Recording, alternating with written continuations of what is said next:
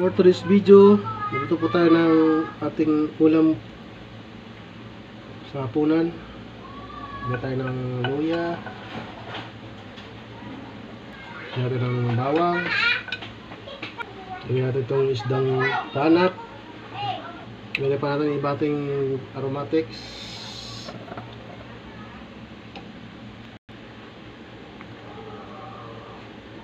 lagyan natin itong siling haba,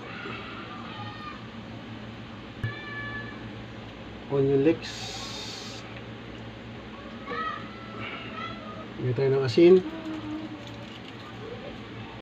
pamintang powder, lagyan tayo ng suka,